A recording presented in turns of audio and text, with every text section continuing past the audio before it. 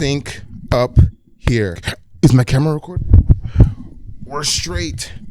Despite what the people in my college say, we're straight. All right then. I'm currently working on a piece on frat rap.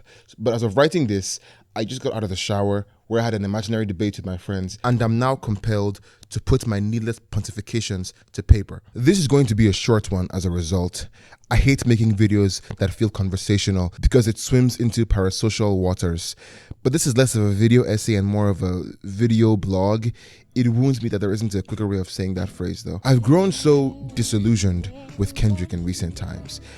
I don't think it's a hot take to say that the old man has lost the plot, turning the alleged abuse of minors into a circus show, bringing out an abuser to rap on a song about beating up abusers, dropping a song called Watch the Party Die, and then performing at the Super Bowl, which is a whole different beast we'll get to in a minute. Disclosure, I'm not a Drake stan, so please stop typing.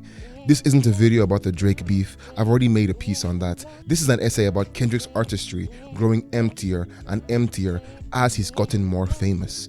And simplifying this into a stupid fan culture war thing would be so ironic, and I hope you're smarter than that. Although, I will confess, I've walked around the house saying, shot him in the light, more than I have A minor, so I'm kind of proud of that actually. My theory is that Kendrick, or at least the man we think we hear on these albums, has been missing since Mr. Morale and the Big Steppers. Obviously, I don't know the man, and it's important that I establish that, but Lamar will often talk about how vulnerable and true that album was to him. Yet, with the exception of United in Grief, Mother I Sober, and a few others, very little of that record comes even close to as vivid a self-portrait as something like Real, or The Art of Peer Pressure, or You, or The Blacker the Berry, or even Mortal Man. Kendrick's writing on Mr. Morale, powerful as it is, sort of echoes against itself. Critic Stephen Kearse described it as a work defined by negation, and it really does feel like a vacuum, or a ghost. You could argue Damn was where he first allowed the idea of him to engulf the man, but Morale was where it really began to infect the work. It happens eventually, and while I loathe the institution of the mega celebrity, I'll be the first to admit it isn't usually a problem when this happens. The problem is when you're an artist whose pen is as closely watched as Kendrick's, the things you tell yourself you are the things you tell the world they are, even when those things are lies. Kendrick Lamar has been swallowed up by his own ethos. He's trapped in it creatively. He doesn't appear to know how to exist outside of the context of a martyr. It's why GNX is fundamentally a work about how much of a G Kendrick Lamar is, which would be fine on its own. But for some reason, he paints the entire ordeal as the epic of man saves hip-hop. Brody, what? John Woolmaker, I'm so sorry dude, from Beats Per Minute, called GNX a love letter to black culture. And while that definitely has truth to it, I listened to Man at the Garden, and I confess it feels more like Kendrick's love letter to Kendrick. Except Kendrick seems to think a love letter to Kendrick and a love letter to black culture are a circle instead of a Venn diagram. And Kendrick isn't the only one drunk on Kendrick's mythos. We all are. Take a step back from the hype, go on forums, and read the way we talk about him. Kendrick the boogeyman, Kendrick the genius, Kendrick the goat, Kendrick the this and that, Kendrick the anything and everything except Kendrick the man. Wherever the hell he fucked off to, we apparently don't miss him. Let's talk about the Super Bowl. I liked it. It was gas. The mix was deplorable, but you've already heard that a million times. I loved Samuel L. Jackson as Uncle Sam, and I appreciate the attempt at storytelling and world building, and that he didn't just do the obvious thing of singing his hits and going home. That being said, what story? What world? He relied heavily on GNX for that performance, an album that for me, as fun as it was, is even more of a self-cannibalizing vacuum than Mr. Morale. And so the performance, fun as it was, left me feeling as empty as I did listening to GNX, looking around like that stupid meme from The Room, wondering where the hell that story and world that's being indicated by the visuals is, in the lyrics, in the content. I'm just a lowly Nigerian.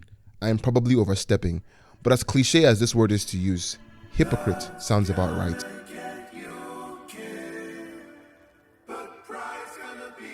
To use the words of Stephen Kearse again and my maybe 89th Pitchfork reference this year, I love Pitchfork. We gotta read more Pitchfork and read more music journalism as a whole. Kendrick continues to be hip-hop's most compelling hypocrite. I think about his fantastic storytelling and social commentary on Auntie Diaries, and my mouth turns sour because barely 2 years later, he's making fun of Drake for thinking he's a bad bitch and not liking women on Euphoria. I'll take all the religions and put them all in one service, he raps on Pride. That is basically the religious doctrine of the character of Papa Davina from Chronicles from the Land of the Happiest People on Earth by Wole Soyinka.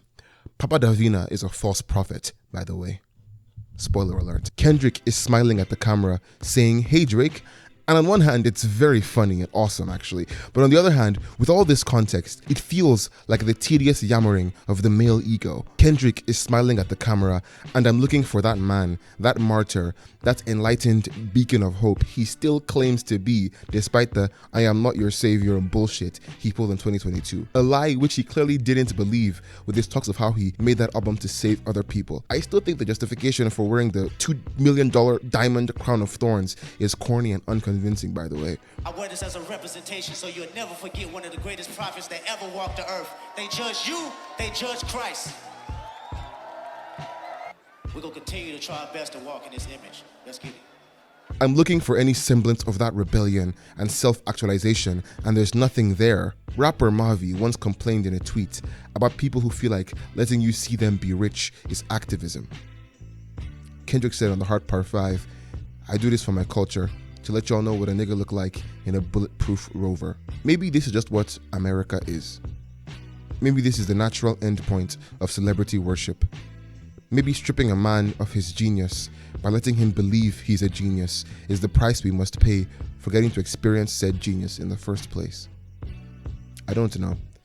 I suppose honesty in one's art must not be worth that much if you are so willing to abandon it for hype. Kendrick Lamar is never leaving my top 5.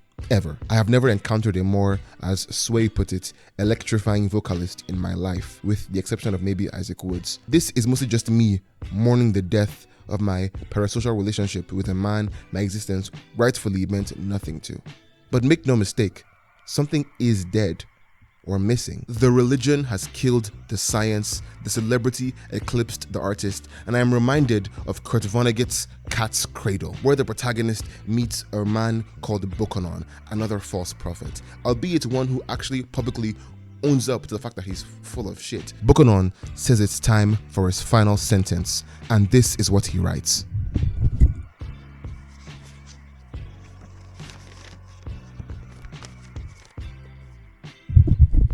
If I were a younger man, I would write a history of human stupidity, and I would climb to the top of Mount Makabe and lie down on my back with my history for a pillow, and I would take from the ground some of the blue-white poison that makes statues of men, and I would make a statue of myself lying on my back, grinning horribly, and thumbing my nose at you-know-who.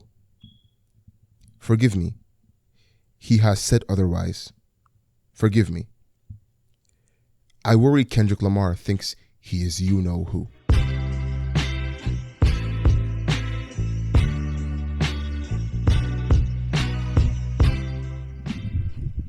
Hello, I have a new book that's coming out.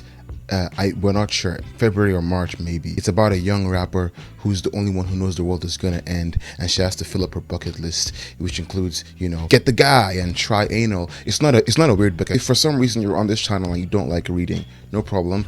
You can check out my Patreon, where I have more reading, but also stuff that isn't reading, videos that aren't on this channel, and also I'm gonna start posting like a sort of addendums to videos on there as well, so there'll be one for this one as well. The degree to which I need money is cavern-esque in nature. Is cavernous a word? If it is, it's cavernous in nature. Okay, all right, goodbye.